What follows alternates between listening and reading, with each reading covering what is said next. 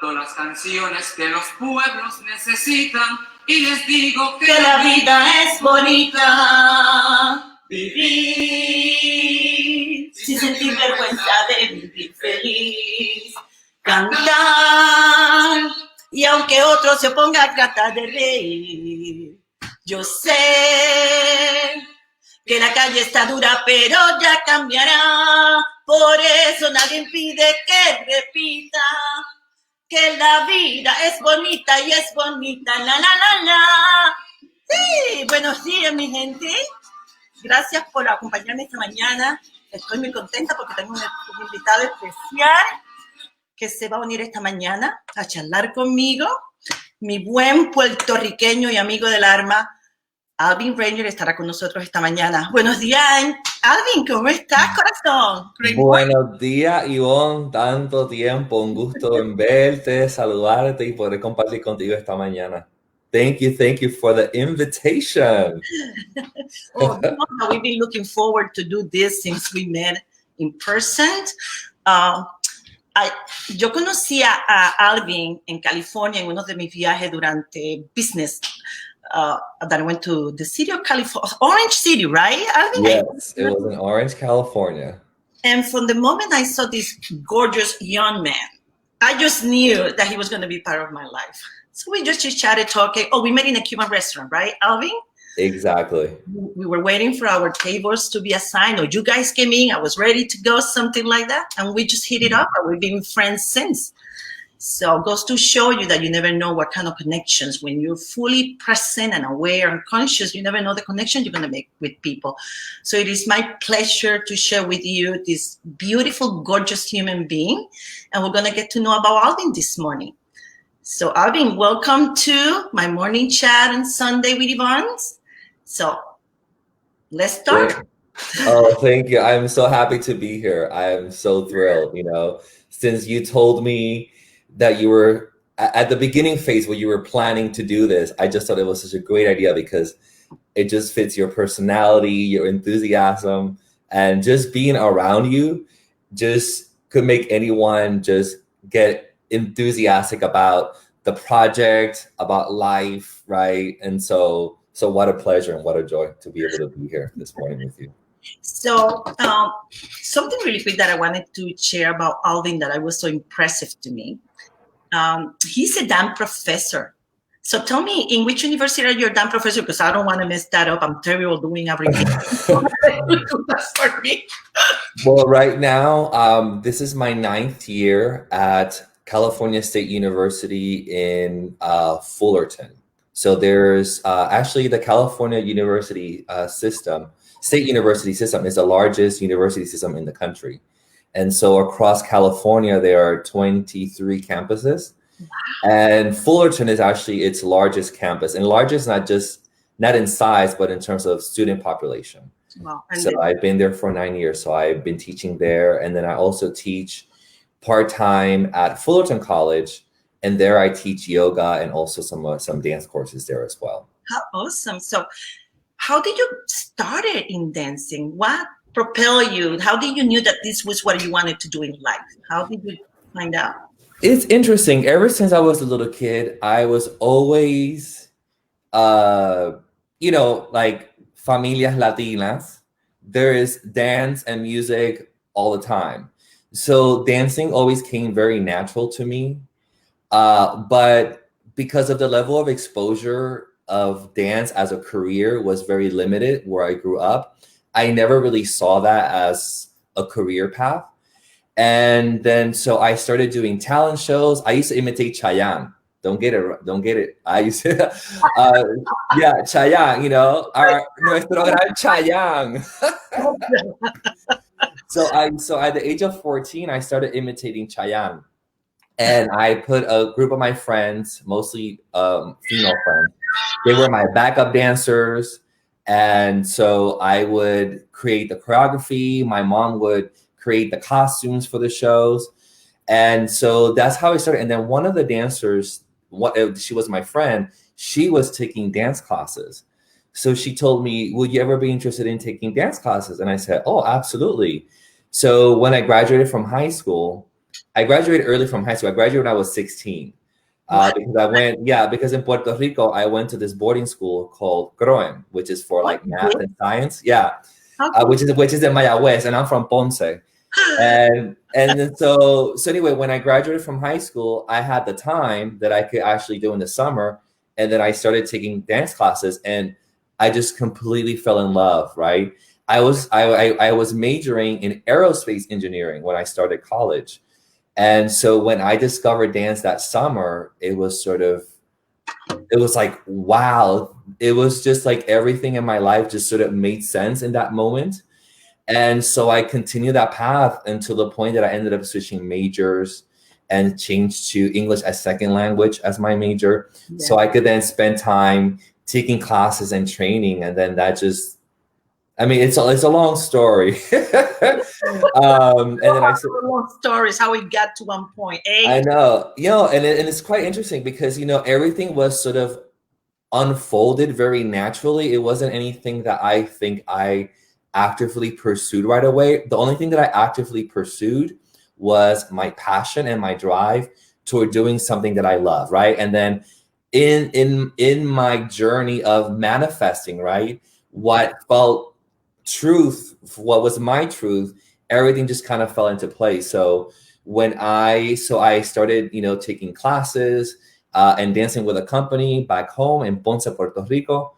And I continued going to college, studying English as second language to be an English teacher.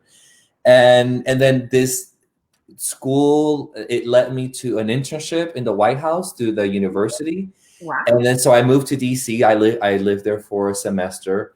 And then at that time, I thought that I was going to stop dance, right? Because as we know, in Puerto Rico, dance wasn't sort of a career that, especially for a male, to look up to long term, right? Because of the machista thing, because of the financial thing. So there were very barriers that I thought were there, right? Yes. That, society led me to believe that those were real, right? And so I thought, dance is just going to be like a temporary thing. I need to focus on my education path. So then I went to DC, did an internship at the White House. And then while I saw myself immersed in that culture, it became increasingly clear to me that this was not my path, that my path was definitely in dance. So being in DC, I auditioned for a university dance program to pursue dance full time. And I got accepted. I got a full scholarship. And then I ended up going to the University of Cincinnati and studied there for a year at a conservatory. And then after that conservatory, then I auditioned for a professional dance company and I danced with them for almost 10 years and traveled around the world. Got a chance to meet amazing artists, perform at, prestigious venues around the country and around the world. So that's kind of how it all kind of started. Yes. So, it's funny because you mentioned a very important aspect about growing in Puerto Rico, and I wanted to ask you about that. So having that kind of passion in your heart at an early age that you knew that you wanted to dance, but because of the limitations in our cultural norms in Puerto Rico, well, tell me your experience growing up and feeling that passion that you wanted to dance, or you wanted to do something that was not viewed in our cultural norms, that it would be acceptable for a male. So how was that experience growing up in Puerto Rico and knowing so in an early age that you enjoyed a dance and that was your passion, even if you didn't know that you were going to pursue that? So how was that for you growing up in Puerto Rico, that experience? I have to be honest. I can't say that it was traumatic or limiting because I felt that and I think it had to do because my parents never, I come from a humble background. My mom did finish high school. My dad only had a 7th grade, really hardworking, family, working class. So I'll have to be honest and say that my parents always wanted me to pursue education, to study, to do good, but they never really pushed me in any direction. They never said, you have to study this, you have to study that. So I feel like my parents were really supportive. And because I studied education and they kind of saw dance as a hobby. So they didn't see it as a threat. But I feel like if I would have decided that from the very beginning that I wanted to study dance, then maybe it would have been a whole different experience, right? Because, you know, the perception that someone in the arts, especially a male pursuing dance, you know, to be a career path, was not something that was necessarily there. And because I didn't have role models either, you know, to follow and to look up to. But I have to say that it is a thing, you know. I mean, things have changed now, but back then it was early 90s when I started dancing, you know.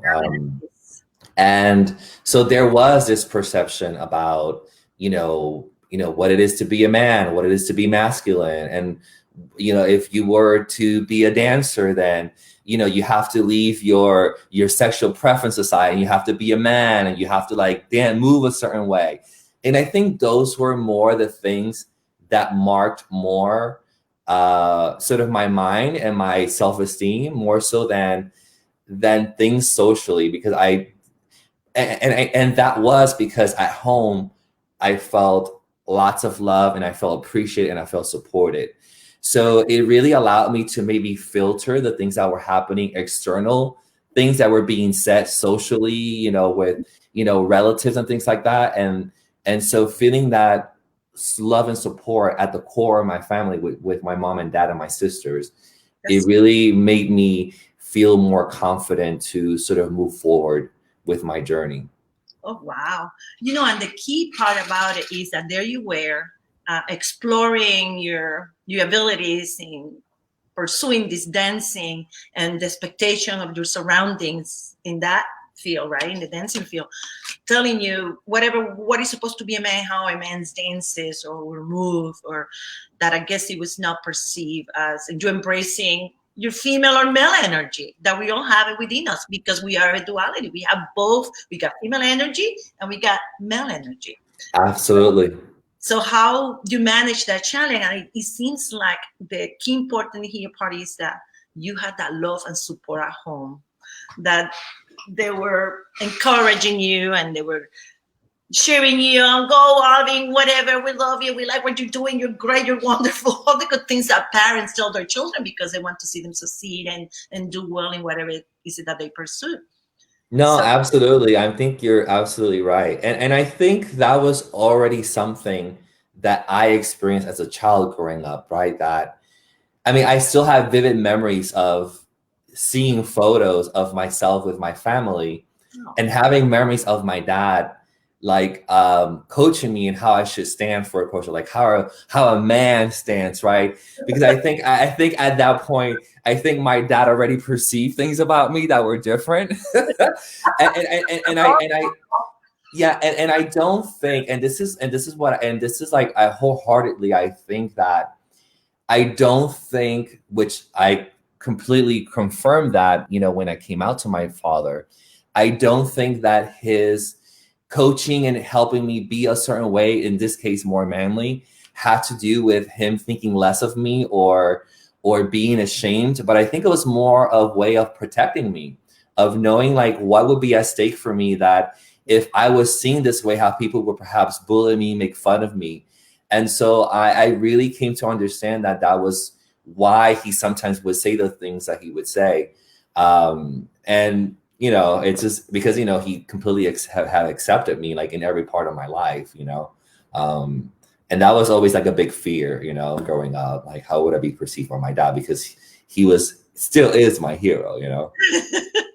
No, you know, and that you're so fortunate that you have that kind of loving and parenting support. And as you said, he was trying to protect you from the outside world, because as a parent, we all know, me as a mother, not everyone is going to look at our children with the same love and eyes that we look at them.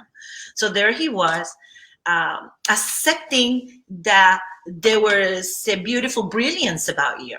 But at the same time, he was aware I need to make sure that he understands that not everyone is going to love him or see him the same way we do, and that he wanted to protect you. But it's great that it happened at a time that in the early 90s, that I'm not sure when you decided to share your preference and what energy that you identify most.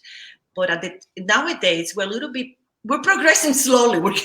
We're getting better. Absolutely. Okay? There's more acceptance.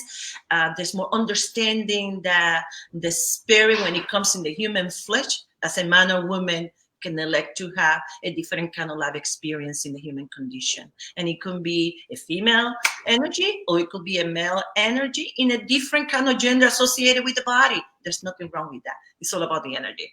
Absolutely. I wish everybody understood it that way, the way you just explained it.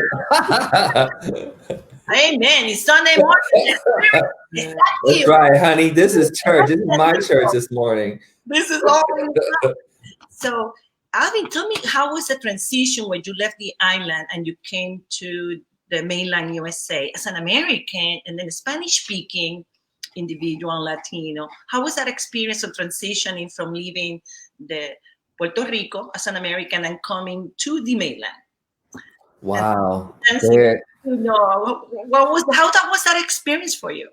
There's so many layers to that because, there's automatically the layer about perception, right? How there's these sort of assumptions of what it is to be Puerto Riqueño, right? Based from an American lens, right? From people who live, from individuals who live here in the United States. And then so my first step sort of on that journey was being in Washington, D.C. at the nation's capital. And at the time I was 20 years old. So I was there interning at the White House, working with high-level individuals. And it was really interesting because at that point, I really did feel a strong sense of curiosity about wanting to know more about who I was, knowing more about Puerto Rico. And I think people did respect what I brought to that organization in terms of the office that I was working. So I will have to say it was very positive. I didn't really sense anything negative. However, when I moved to Ohio to go to university in Cincinnati, which is in the Midwest, it was a little bit different experience, right? And that was when I started to become hyper aware of, where do I fit it into all this racially, right? Because as we know, we tend to really be very sort of label, like you're this, you're that, and then not really being able to pinpoint me exactly what I was racially. So I would get all these questions about like, what are you and who are you and where you from? And so because, we don't deal or discuss, or the race issue is very different in Puerto Rico than it is here in the US. And not that it doesn't exist, but it's a whole different dynamic and a whole way about really thinking about it and how that sort of affected like social classes in Puerto Rico, specifically speaking. Right. But I have to say, and then when I started dancing for an African-American based company, right? Oh, so traveling around the country with a Black company was very eye-opening, right? That we would go on tours, in Alabama, Mississippi, and you would just see the stairs in particular communities, and that was something that I just really never experienced growing up. So, but it was through my friends, through my African-American friends, developing sort of a sense of awareness and educating and using art as a form of advocacy and activism right away. So that was really, really powerful that I learned, sort of this sense of racial awareness through being an artist, right? And through this organization that was a minority arts organization. So I think being in that supportive environment, once again, I kind of felt a little bit sheltered. And then it kind of helped me to cultivate, that heightened sense of awareness and how to really support others, Wow. And it's funny because, like you said, if they were if you see who's Alvin, and you're looking at Alvin, you're right. What are you? Where are you from? I mean, when I first met you, even before even talking to you, just the individual, I could have placed you as someone from Morocco, someone as a Latino ancestry. It could have been someone from Turkey, somewhere in the Middle East, French, Middle Eastern, Mediterranean. It doesn't matter, because at the end of the day, the most important thing is that we all come from one spirit, it's one essence. And that's just the spirit, that's just the energy. When we talk about the body, our human genome, we are the animal, the human animal in the planet. Well, the diversity of the genome. How could we question divine creation? How could we question that our divinity has such a great taste for diversity, for things that are different? Absolutely. Absolutely. You are so right.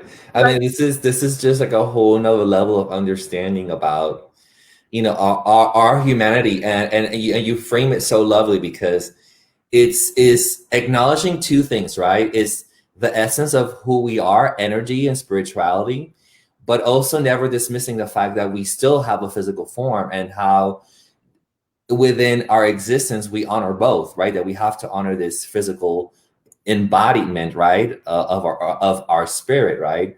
And so that's just a lovely way that you just put it. That's my personal way I see it. I know a lot of people sometimes find this way of thinking a little, not able to understand, because they're coming from a place perhaps a little bit of ignorance, not knowing. And I don't mean to use that word as a despective. It's just not knowing, and not knowing what they don't know. But in reality, we're more alike than we're not. So what a beautiful experience that this company, this troupe, dancing troupe, accepted you, and that you had the opportunity to navigate and learn the perceptions of others that were looking at you with different lenses, and how you cultivated that experience to grow and expand, and perhaps help others to become more conscious and aware of that diversity, that even though we might look different, we're more alike than we're not. And No, you're absolutely right. And I think, being in an African American rooted company and being Latino, and sometimes, well, not sometimes, most of the times, doing work that specifically spoke about the struggles and the life of African Americans in this country, I really felt that I really had to do my due diligence to really advocate for the community that I was representing on stage, right? That although I wasn't I didn't share those genomes, right? Well, I do, because I'm 20%, African. I've done my DNA test.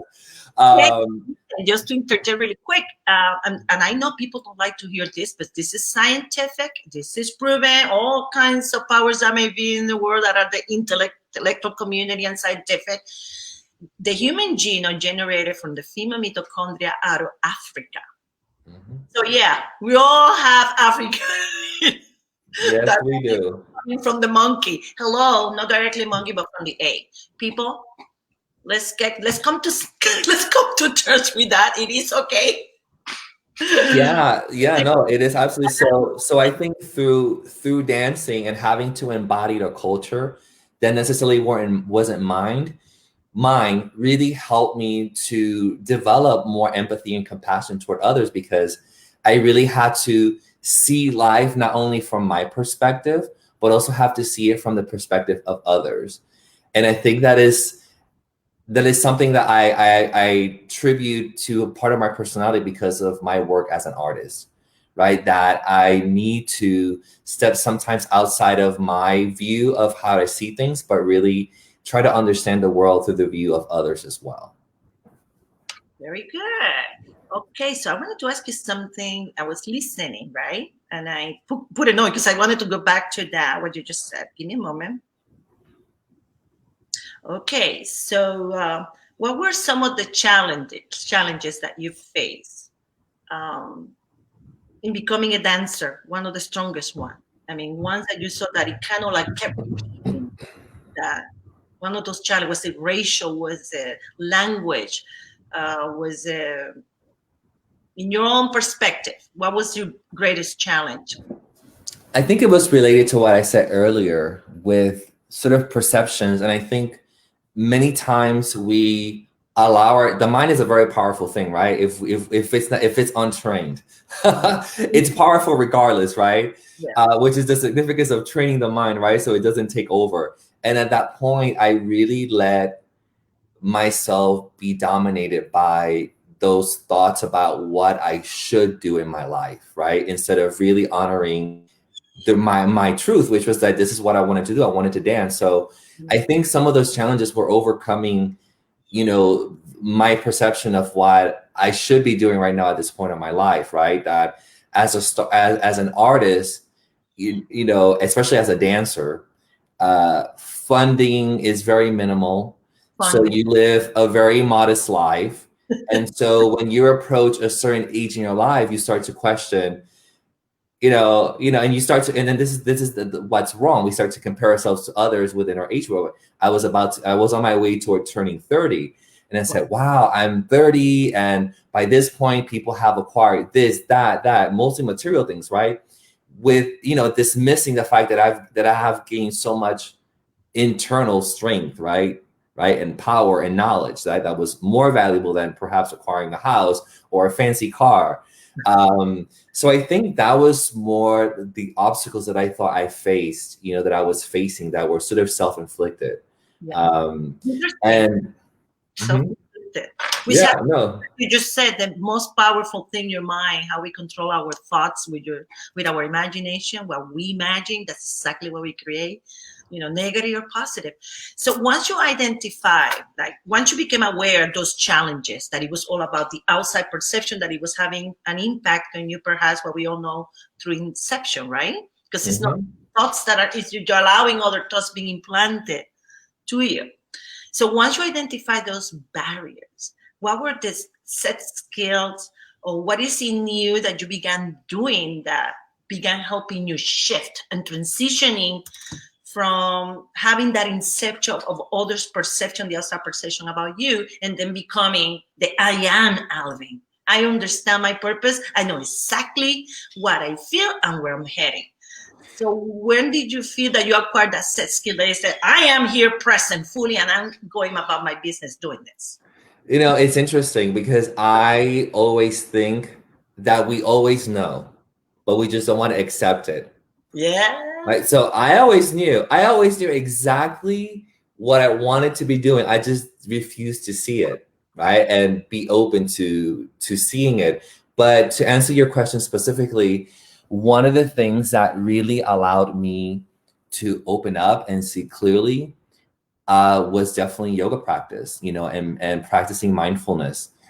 And that really allowed for the essence of my thoughts to really emerge, to really quiet down all the chatter and all those external things trying to push me in different directions, but really listening to my own truth and not trying to seek approval or, look for the truth externally, but rather, that it really lies within, that it really, lied within myself.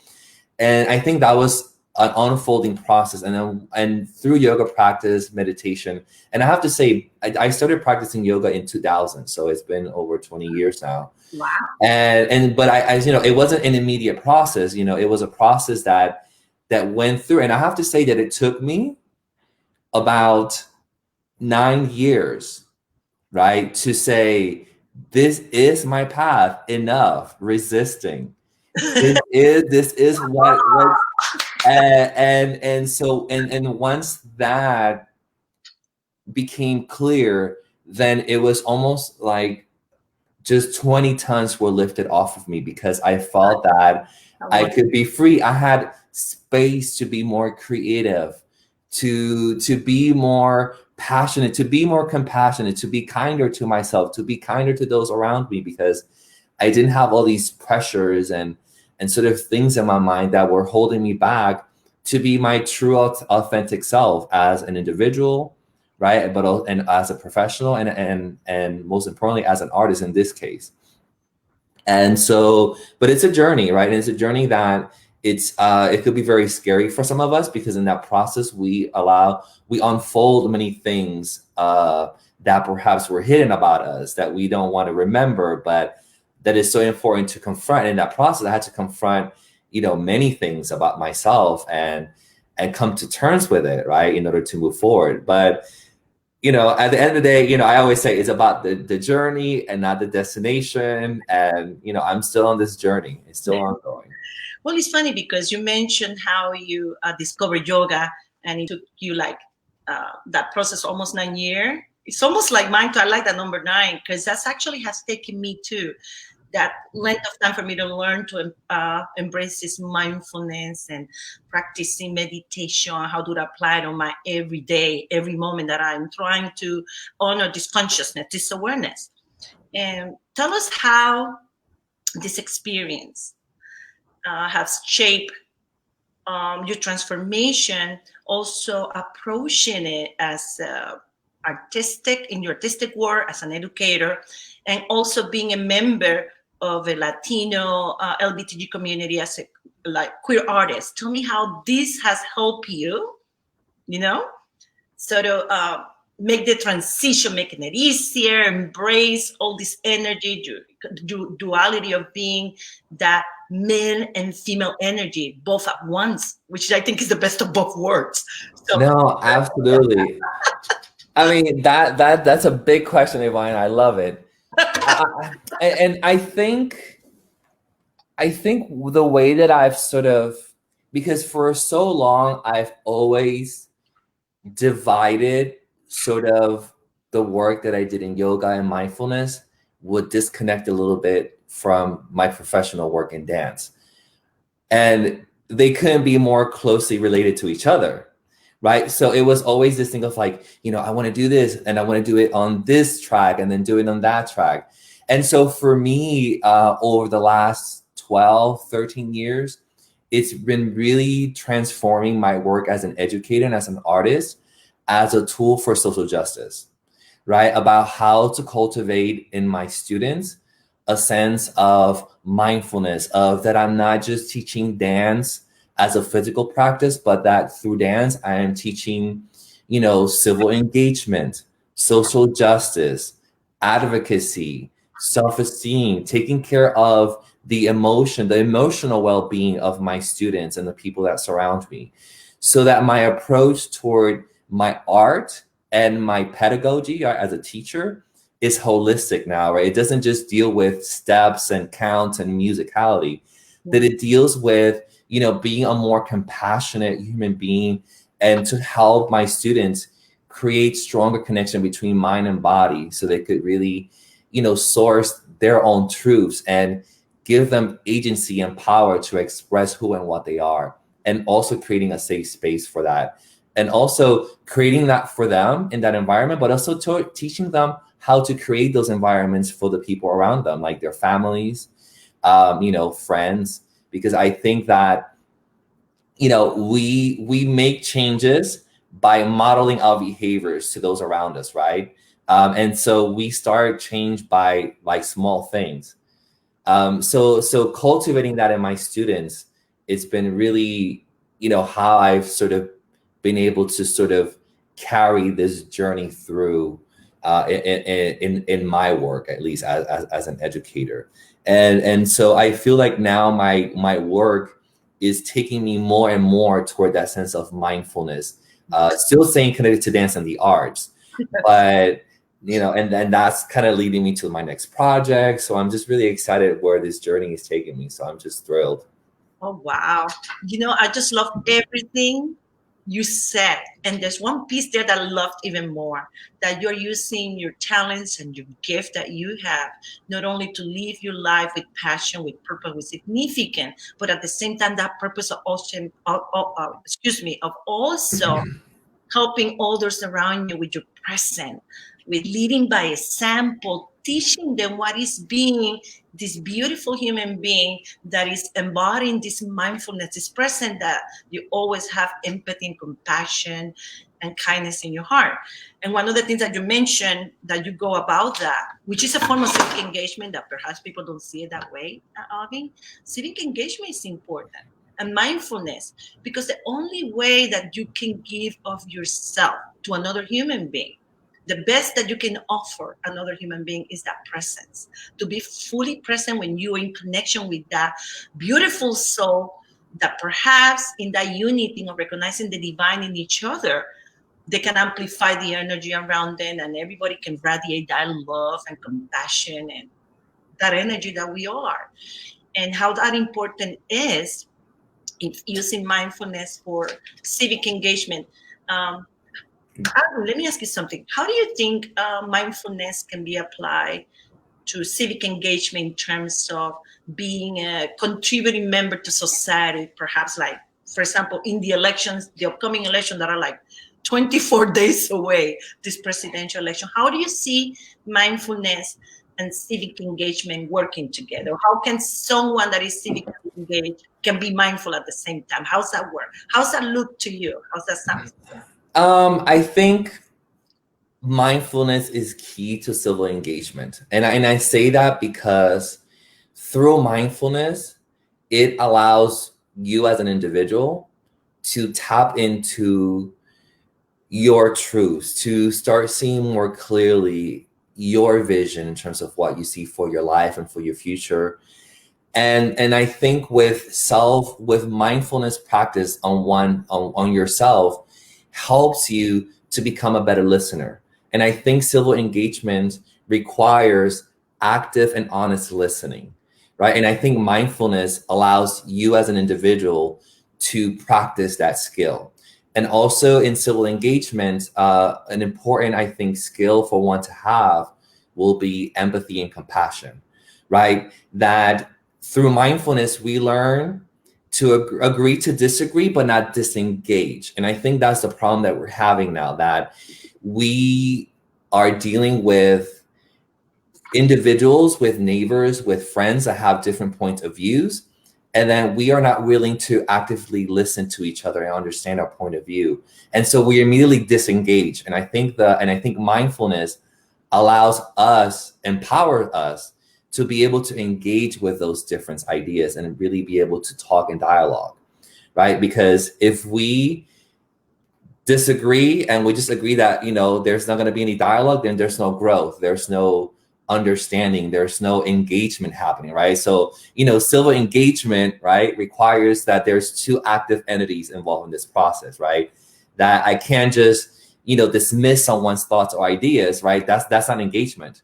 Right. So then civil engagement really requires that two people are fully present, right? And listen to one another to have a true and sense of understanding. And I think the more that we bring mindfulness into civil engagement, the better we'll be able to come to agreements to really understand, right and wrong, and make better decisions for us as society and as a humankind. Exactly. I feel. Thank you for sharing that. And it's so true because people ask me all the time, because I'm always saying, I'm a mindfulness advocate, mindfulness and civic engagement. What is that? What do you mean? Latinos don't understand what is this mindfulness things mean. They think that's a yogi thing. That's not what it's about. As you know, Alvin, what is mindfulness? To be here present, like I'm here right now with Alvin, chit-chatting and listening to him and learning from him. And mindfulness is to be fully present, that you're listening with your heart, that you are listening from that space, that you're free of prejudice, free of bias, free of pain. When you're pain, you get rid of bias and prejudice because your heart is pure and you're able to receive whatever information that is around you, that you can process it from a place of love rather than fear or hate or prejudice or bias or pain. That's what being mindful, free yourself of your pain. So, for example, in civic engagement, the way that I apply this is when I'm listening to the political propaganda, I go into a state of mindfulness where I'm only emanating, vibrating my natural state, which is love. So when I'm listening to those political propaganda, my heart resonance is feeling the energy, the resonance from that individual. So from my heart, I can feel is that political candidate is actually resonating with my inner truth, which is the truth of the spirit. So that's how I see mindfulness as civic engagement. No, absolutely. And I think one of the most important things when we look at the term mindfulness is the non-judgmental part. Exactly. Right? That I think most of us do really good with being present, right? But the part that we sometimes struggle with in this practice is the non-judgmental part, right? The non-judgment part. And I think that's sort of what we always need to practice. That's the and the hardest, in that process. And it's interesting that you mentioned about, how you begin to listen to politicians, especially when they're like a different point of view from your political beliefs, right? And as of this year specifically, I've actually have allowed myself to be open to listening to other points of view. As sometimes as ridiculous I might think or my judgments come, I try to just listen to what they have to say. And I think by really listening to what others say, it just kind of it just affirms more your beliefs, right? Your truths, right? But it also helps you give a validity that, okay, yes, you're entitled to have that point of view, right? The problem that we're facing now, and this is the part where mindfulness brings into, is that like, while we are entitled to our own opinions, is the actions, the negative actions that we start taking toward others, based on those beliefs. And I think with more mindfulness, that would be, I think, minimized, across the board, right and left. Right.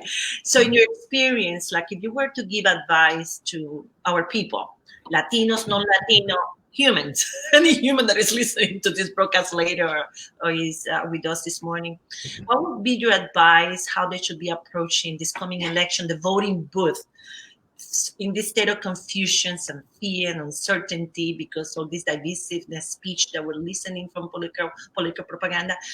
What would you recommend people? How can they approach that voting booth from a place that they're going to feel that their inner truth is being represented the best to their ability, because we only have these two candidates, that is just one.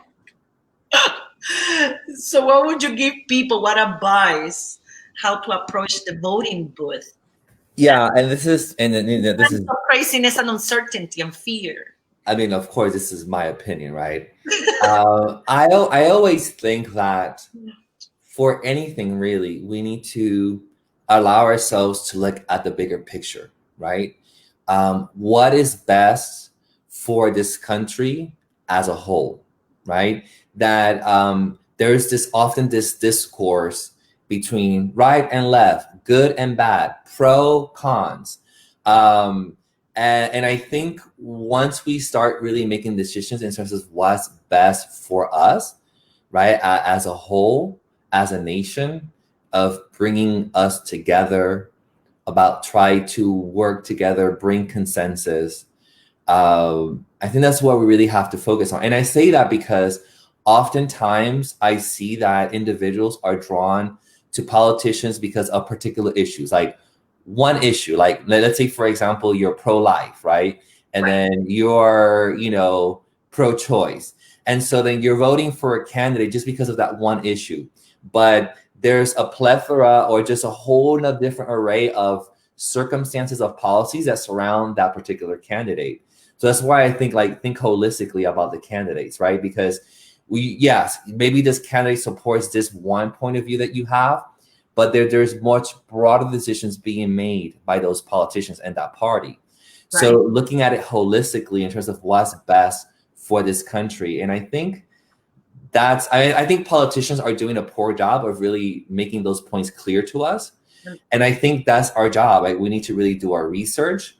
We really need to be knowledgeable in terms of, what are the policies that are going to be put in place that necessarily don't have an impact right now, but that will have an impact long term, right? And I think right now what this election has brought up is the immediacy of what we need to do right now, like, because we're dealing with a pandemic, so this needs to be dealt with right away, right? There's people right now losing their jobs. This is real. This is happening at this moment, where people right now don't have, a proper meal because, they've, their parents, they themselves have lost jobs. So there's an immediacy that needs to be addressed now, and we need to really look at and examine when we make our decision. But we can't deny or dismiss the long-term impact that, depending on who you vote, will bring in the long term for this country, not just for yourself, but for others. Exactly. No, that's well pointed out, because I think part of the disturbing that our nation has done to our populace, our us, the citizens or non-citizen, it doesn't matter your status, where you're here, but the people that are in this big piece of land, in this mainland, the greatest disservice that the country has done to us, to the people, to we the people, for the people, by the people, is this abuse of the notion that we're actually the government of the people, that it is the people that have the responsibility to ensure that the elected representative that they're choosing, they're aligned with the best values for the community of interest. And you said a very important word, which is research. Do your research. Don't listen to political propaganda. For me, research means I actually, thanks God that we live in the age of technology, that we have access to so much information online, right, to our fingertips. Mhm. I actually go to the public record online of that legislative body for the state that I happen to be at. So when I was living in New York State, I was very fortunate that I only lived a block away from the legislature. And so Yes. I will go in, that was great. I will go to pub hearings. I will see the whole government in action. So I learned a lot from them. But then also when all this stuff began online, the public record, I encourage people not to listen to political propaganda, because the way the political propaganda is used is to discourage people. It's actually to incite divisiveness, to encourage fear, uncertainty, and to encourage what I'm going to go vote for is the only way they never do nothing. Well, it's funny, all that stuff that we people hear, political propaganda on the TV, that's not how it's written on the record. So that's why it's so important for people to check what are the policies, what is the platform your political representative is basically telling you, they're romancing you. This is the courting process. This is when you should be getting your best out, because feel proud that there's someone out there that wants your vote so bad. So this is a romance. Absolutely. That's how I see it. They're romancing us for that vote. So Mhm. any romance interest that we are alive, we always like to check out our romance interests. Where are they? Where are they from? What are they up to? We should be doing the same with our political candidates. That's Absolutely. No, you're absolutely right. And the thing, I always think about, in terms of, the act of voting, how I feel honored, right? Because, it wasn't until, 60s where African Americans were able to vote, right? And women's right to vote, so it's just so there was so much work and effort, right, that took different constituencies to have access to the right of vote, that I feel like there's a responsibility to those, right, that trailblaze, our way to be able to have the freedoms that we have today. So like, I feel like even if it's for that, like, vote, right, to honor like all those individuals that fought arduously for us to have the rights that we have today, especially us people of color. I think we really need to sort of recognize that. So my Latino people, all people, go vote. Go vote. We need to make a change. And participate in the census. Participate, yes. 31st, get yourself counted so you can get a piece of the pie. That's how the federal government gets to redistribute, manage their money. Okay, you get 20 pieces because you got more people than this little person that only gets one piece because it only have two. So that's exactly so important for your services in your community. Mm-hmm. So let me take it back to Alvin, because there's a couple of things that I want to ask you, because I'm curious about.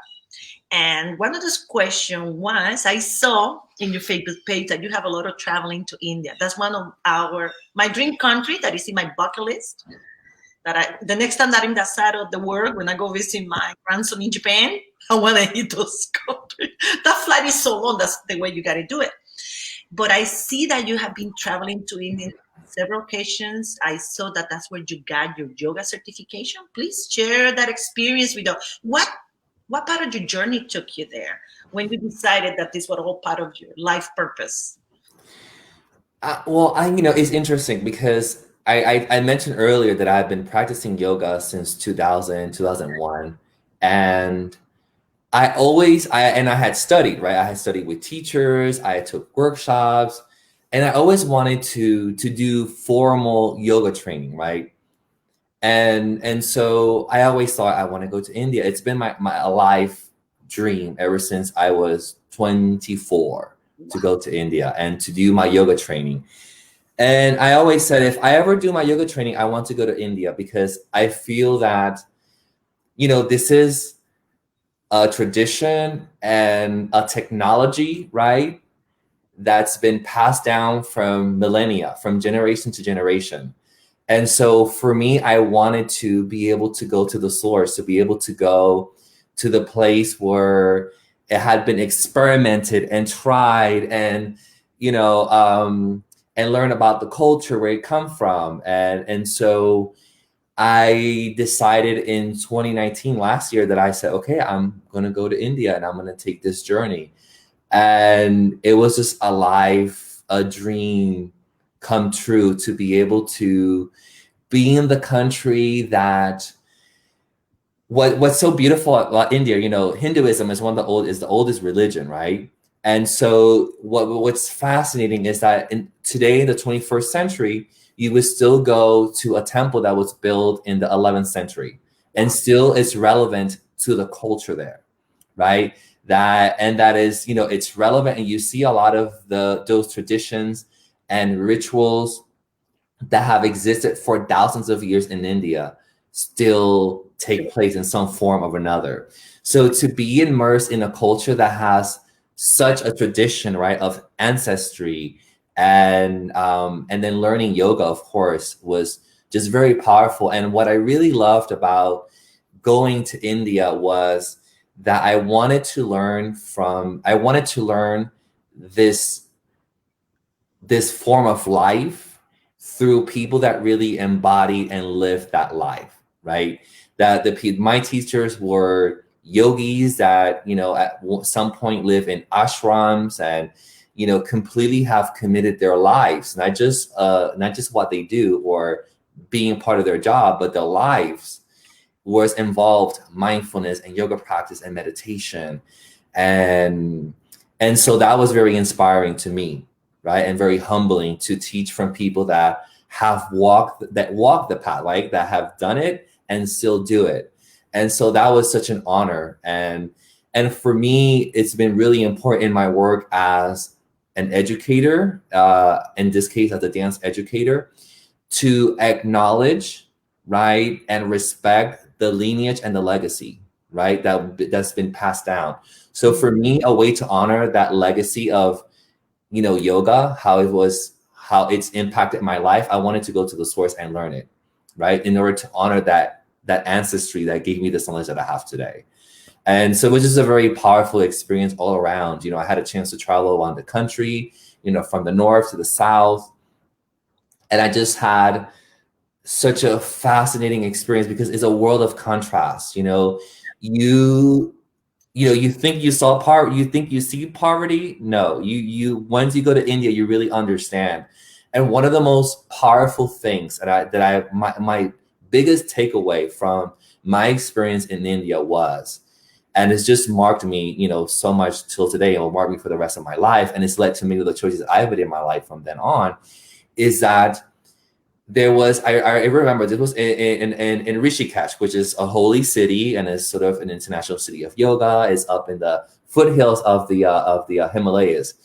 So there was this man that he was homeless. He lived in the street, right? And he lived off of, like, people would give him food and, you know, out of, you know, things that he would beg. But what was so amazing is that this man, I used to walk to the town every day when we had our little break in between our training, and he always greeted me with a smile. Oh. Right? This man had nothing. All he had to his name was a blanket, right? And the little mattress where he slept. And he slept in a little corner of a store. But there was this love and there was this gratitude and joy for life and existing that was just, it was breathtaking. It was inspiring. And then yet we are in a society that we have so much, right? And we are so unhappy and so ungrateful. And then to see someone that practically had nothing, right? So happy. But happy and blessed and just sense of joy to be alive and to be present and to share a smile with a mere stranger was just one of the most powerful experiences. And I just didn't see that in that person, but I saw it in many individuals, you know, like walking through slums, and people that lived literally on the street would not hesitate to just greet you with a smile. And that was just such beautiful and so inspiring. Wow.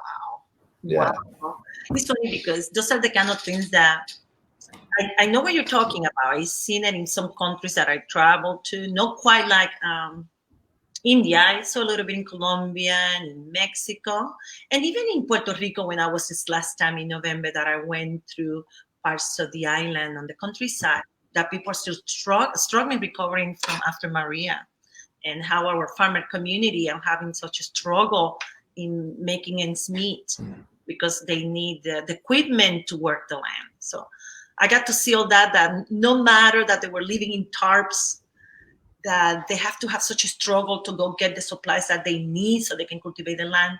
There was always joy and happiness in their heart, and viviendo en casucha, rancho. Look, all that. For Yvonne, you're so right. Okay, so this was during Maria, right? So my mom, she sent me a picture de la casa de mi tía, right? wow. Which is in the mountains, like up in the mountains, like en la jungla, like how we say. Ella vive en la jungla en Ponce, Puerto Rico, okay? So she had lost her entire roof, right? Like gone. She lost everything inside her house, right? So when the roads were able to clear up, you know, because, you know, there was just debris and mudslides. So it was about maybe 3 weeks until they were able to actually have contact with her, right? Mm-hmm. So she went up, and then, you know, she was there, and then she sent me a photo of kind of the house. So what was really interesting is that she took a picture in a moment that was like a very spontaneous moment. So there was my uncle and my primo, mi tío y mi primo, con la fría, like en la mano, with a cerveza en la mano, and then my aunt with a big smile on her face, with like the house on top just like completely destroyed. You know, and it was that moment. I'm like, wow, like this is what it is to be resilient. This is what it is to have joy and to have gratitude that you've lost your home, you've lost everything, and you're still are spending time with your loved ones, and you are in love and you are in gratitude. And that was just so beautiful to see. And I was like, and you know, and I thought like my mom was like, oh my God, like perdió la casa. And I was like, she looked fine from the picture. I mean, and it was because, and I think, you know, I mean, and not that it was tragic or that it was unfortunate, because it was, right? Or that this has caused her hardships, but that in spite of the hardships, we were able to not lose sight of those things that matter, which is our connection, right, to each other.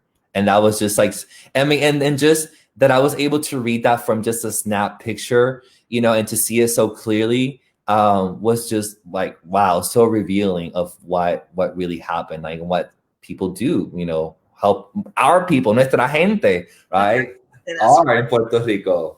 Yes, and mentioning that, as I mentioned you before, I'm working in some project that I'm not going to bring you on board. I'm so excited. On the countryside in Puerto Rico, like the farmers and the poor families that are struggling, that the government has been a little bit slow in respond to their needs, how we can help those people get into a place that at least has a substandard of living that they can thrive. And that's a commitment that I'm looking forward to get my hands on pretty soon.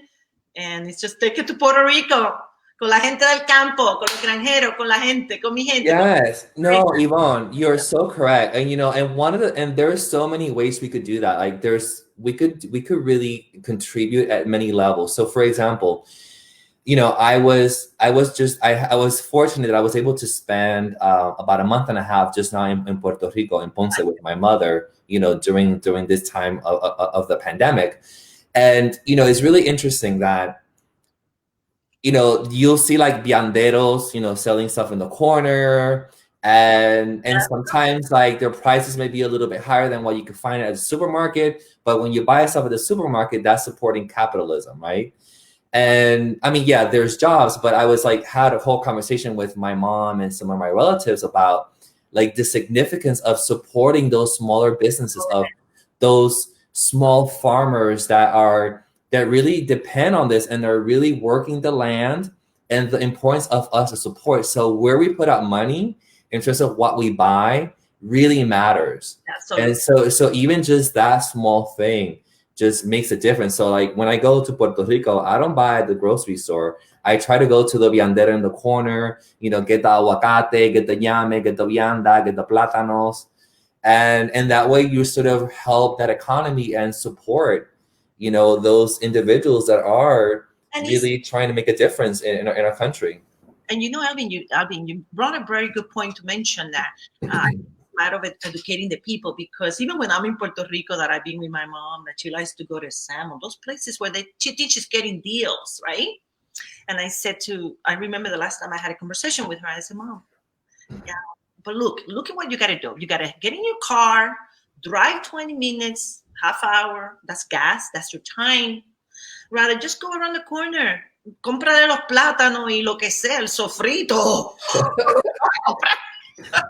Al de la esquina, porque si tú lo pones en este contexto, you put them within this context of time management and money. When you got to get in the car and drive, you spend gas, and then you spend time, because when you go to the store, sometimes it could be a 3 hours or 2.5 hours expedition. So vas a la esquina, te compras los plátanos, te compras el sofrito, te compras la medio pollo o un cuarto de lo que sea, media libra de chuleta o una libra de carne de res, you know? Yeah, no, Yvonne, you're so right. And I think another thing that does is also bring us back to this culture of relationships. Exactly. That I think is, like, for example, I go to my hometown in Ponce, and while I'm excited to be there, at the same time, I am utterly sad and I mean, not depressed. I don't get it. I mean, I don't get depressed, but it's just very disheartening to see that, you know, people just don't engage with each other. They don't talk. And so, like, just the mere fact of just supporting, like, your local farmer, you start to engage in conversation, and those dynamics start to happen, like, you know, colloquial and conversations. Because, you know, right now, you know, oftentimes, you know, when we go to the grocery store, you know, we go to the grocery store, we get what we need, we don't talk, we try to get out as soon as possible, right? But that human to human interaction is starting to get lost, right? So I think it is bifold, right? We'd only support local economies, right, within our communities, but also build those important relationships that I think are significant, especially when our island has gone through so many tragedies in the last 3 years, you know, with hurricane, with earthquakes, I mean, you name it. I mean, economic crisis, you know, complaining, you know, protesting against the governor, you know, abuse of power. I mean, you name it. I mean, these last 3 years have been hard in Puerto Rico. But you know what, something at the same time, I'm so proud of de la gente, the people of Puerto Rico, we the people from Puerto Rico. Claro que sí.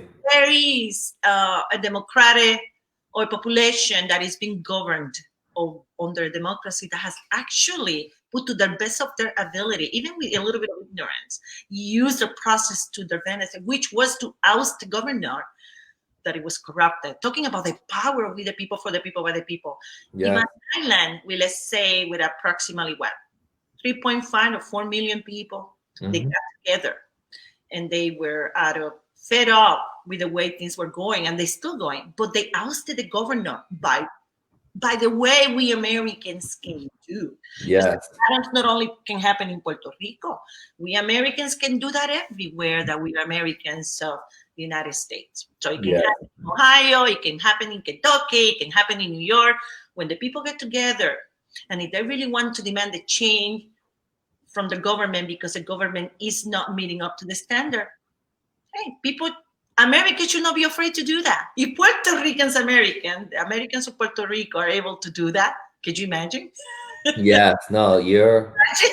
And they did it. With the people, for the people, by the people. So for that, I'm very proud of the people, de la gente de Puerto Rico, for having that strength of character and make the government work, even it is with the challenges that they're having right now with corruption, but they were able to demonstrate to the rest of the world that a democracy works. And with that democracy that is chosen by the people, for the people, with the people, And they said, we don't want that anymore. We can actually, toss it out. And they did. So I think Puerto Rico has been an excellent example. On the people of Puerto Rico have been an excellent example for us, the rest of American in mainland USA. For that alone. So that little island with 3.5 or 4 million people really packs a lot of punch. Yes. It does. So I'm very proud of say that I'm an American from Puerto Rico. And I truly believe in my government, with the people, for the people, by the people. And the challenges that we have is that as people, we need to get together and be the government of the people. Right? Yes.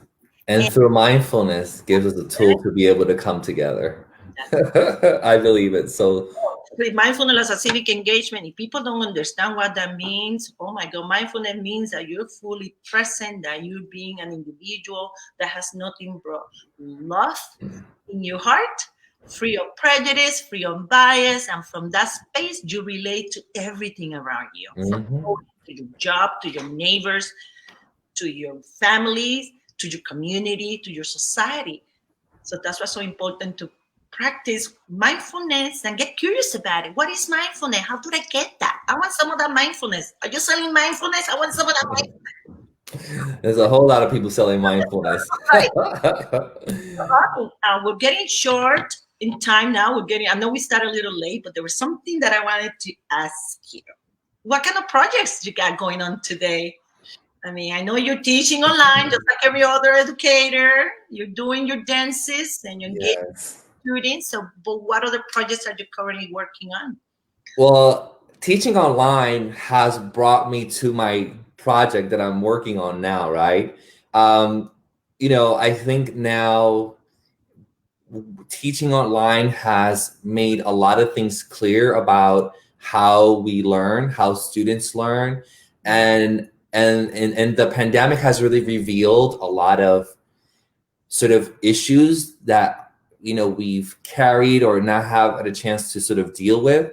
And so that has come up a lot in my classes, right? With having to sort of deal with having to support students emotionally, right? And how there's a lack of emotional intelligence, right? And so that has brought me to my next project, which is right now what I'm doing. I'm sort of researching. First thing I did was I created a course for yoga and mindfulness for performing artists for my university. Perfect. So that's a class that I developed. I wrote the curriculum, and then I will begin to start teaching next year. And that has led me to sort of a broader project, which is sort of developing a method and maybe like a workshop to help educators on how to incorporate mindfulness into dance training, right? How could we cultivate a sense of, listening to our breath, listening to our thoughts? How could we reframe negative thoughts? How could we observe our physical self, but also our mental self? And practicing all these skills about compassion and service to others through dance training. So that's kind of the work that I'm doing now. And at hand with that, I know that one of the things that I want to do is this idea of, because, you and I love to travel. I love yoga. I love to dance. I love the arts. So now I'm thinking about how to, I've been really interested, and I'm in the planning process now. And this probably will not really take off realistically until about 2024. And what I'm really planning is I would like to do yoga retreats, but that are not just sort of these yoga retreats that are sort of what they model now. Like you go to this really fancy exclusive resort and you're sort of clustered there and you just interact with those people that you're there doing yoga, and then you go see. I wanted to make it more of an experience in which we do that, right? We do yoga, we stay at a place, and we give service and we give back to those communities that we're there, right? So we're not just sort of exploiting and taking from their resources, but also as individuals, we give back by doing volunteer work. And that's going to look very differently depending on the community that we're visiting. But I feel like it's so important that as a traveler, that we just don't try to exploit and take away from those cultures, but finding ways on how we can engage with them and giving back. So I want those experiences kind of have that component that, you know, we get to have fun, we get to enjoy, we get to do yoga, and we get to support the economy, but also give back to the communities that exist there, right? And how we help them to empower them. And we're not just there sort of passing by. Well, how could we leave a mark there through our presence there, right? Alvin, you're sounding music to my ears. Talk about this, and I'm so glad to hear that you're putting all that together. I'm bringing you a rock with me too. Yeah, and so this mindfulness project is gonna start. It's already starting now because I'm sort of doing the journaling and the working with my students now. But next year, I've been going to Australia to teach for the last 2 years. Yes. To teach at a dance college that is our college for Aboriginal dancers, like youth. And so one of the things that I'm going to start doing with the school there is incorporating this idea of mindfulness into their dance training. Nice. That they already do within their cultural dance forms, but into sort of more westernized dance forms. Yes. How can we incorporate this idea of, which is Eastern philosophies, right? Oh my God. Make those two sort of come together. Alvin, that sounds also wonderful, and I'm so happy for you. California State University Public System is very fortunate to have such a beautiful specimen of a man, of a human being of yours in their staff. Honestly, I'm really lucky to have you. Thank you. I didn't even know you, but when I saw you, even before I saw color, I even saw in person, I saw your light, and I knew I'm going to befriend this guy because I like I knew you were in spirit just like I am. I call myself spirit in the raw. And when we're walking like that with that sense of awareness, you're able to tap into the energy of other because you're feeling it from your heart. No, I mean, it's about that initial time that we met. I mean, that was just instant. And it was 3 hours, more than 3 hours, actually, you know, that it was just going to have a meal. And then this turned into, you know, and it was interesting because it just felt like I'd known you forever. It was like, hey, You know?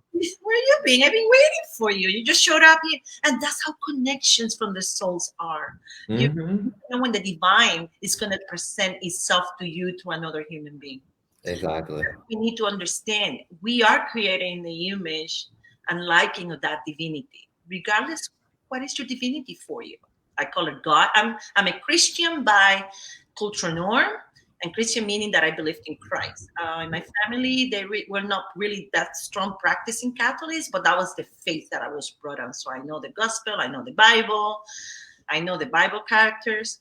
But nowadays, I prefer to refer to myself that I am the spirit in the raw, trying to honor this divinity in me the best that I can to my abilities in the human condition, which could be a challenge every day. But we just strive every day to be the best kind soul that we have, the love that we are. Yeah. And Alvin, would you like to share something to our audience for them to take with you? I mean, take with them to take away anything that you would like to share? I think first, I want to thank you for providing me the opportunity and the space to be in dialogue and to just share. I mean, I think right now, it's such an honor to be able to spend time and take up space with people, right? And then so in your taking up of your space to invite somebody else into that space is just very humbling for me. So I thank you for the invitation. And I think two things, right? And I say this because it's something that the way that I live my life, and so that's carried me through and will continue to carry me through, is that there's been sort of two words that have sort of guided me, and I would say this consistently for maybe the last 15 years or so, is to try to live in this radiating love and gratitude, right? That even when things are hard, that there is always something that we should be appreciating and grateful for, that even those hardships are going to allow us to grow. We don't see it in the moment, right? It may be like a year, maybe 2-3 days, a week, a month from then. But as long as we sort of keep that in perspective, never lose sight of being in, like, living with love and with a sense of gratitude, right? And I think those are really helpful things. And then the last thing is that the only way we're going to provoke change around us, positive changes, is by creating those changes within ourselves, right? So if we want our external circumstances to change, the first thing that we have to change and work on is ourselves, right? But most importantly, when we do that self-work, right, we need to be compassionate and loving to ourselves. Exactly. And I think that is key, right? How do we fully our own sweetheart? Like every morning you just gotta like go like this and just give yourself so much love, right? Especially for overachievers like myself. Thank you, Alvin. So that would be like my thing. Love, gratitude, and change starts from within.